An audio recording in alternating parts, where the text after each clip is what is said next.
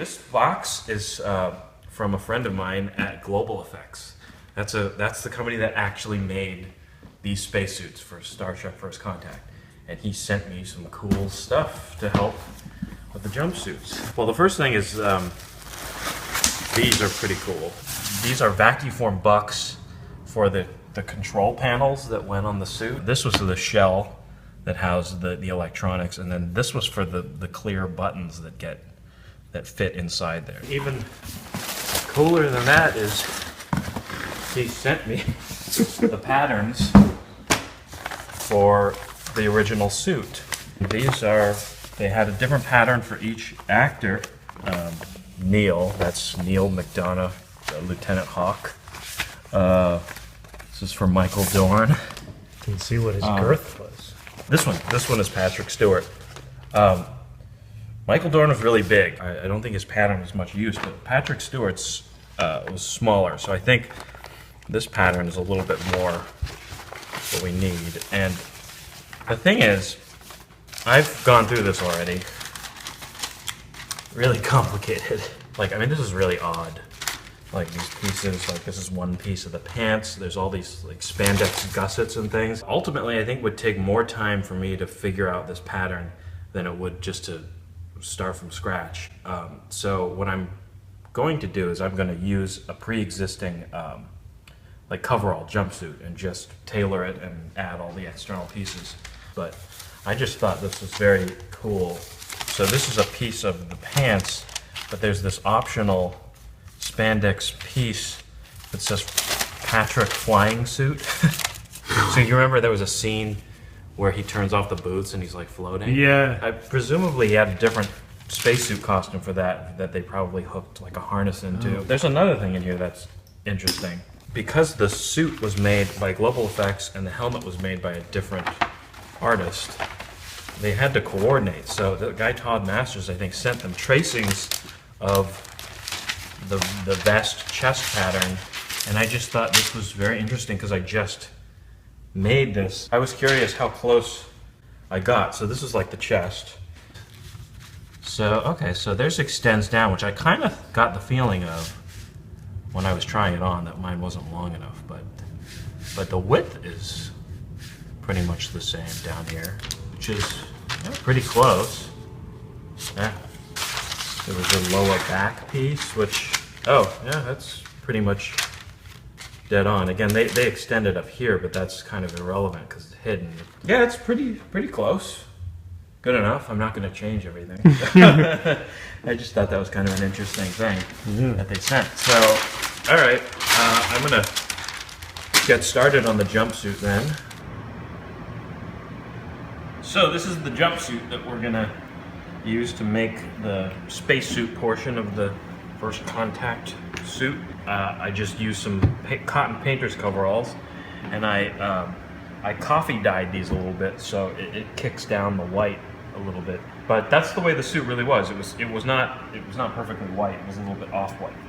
I split it open here, which will make adding all these little quilted details and everything easy. I just started quilting these strips here with a little bit of fleece, and this is a material that I bought at the fabric store, which is kind of close to the coffee dyed white that I have. One of the first things I have to do is I have to make a lot of this piping. I got this paracord originally. I thought this would be the piping, but it's not quite as smooth looking as the real stuff, so I have this little piece of silvery satin, and I'm just going to make piping that I'm going to use all around the spacesuit.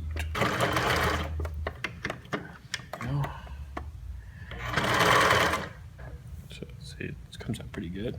All right, so I'm sewing all these detailed pieces onto the jumpsuit. I've got these quilted pads, and I've just pinned them in place. I'm going to stitch them on there. And there's this piping as well, which is just rope inside some of the same colored material as the suit. And once I sew all these pieces on there, then the jumpsuits will be done, and I can do the boots and then the panels that go on the side here. And as I said before, this is the global effects one, the actual one that was used in the movie. And since the wrist one was missing, I fabricated a new one. And I'll vacuum form some plastic shells for these and put them on there as well. All right, so I finished the suits. It was a lot of work, a lot of quilting and all this stuff. I vacuum formed these panels. You can see they both light up, which is cool. These are just gels that I stuck in there with a little diffusion on the back, and the same LEDs that I put in the helmet. Pretty cool. The real suit had these little pouches on here. These are speed loader pouches for for a gun.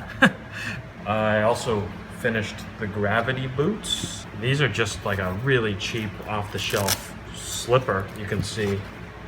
And then I made this fabric upper that got glued on here. That's a really good way to make costume boots, actually.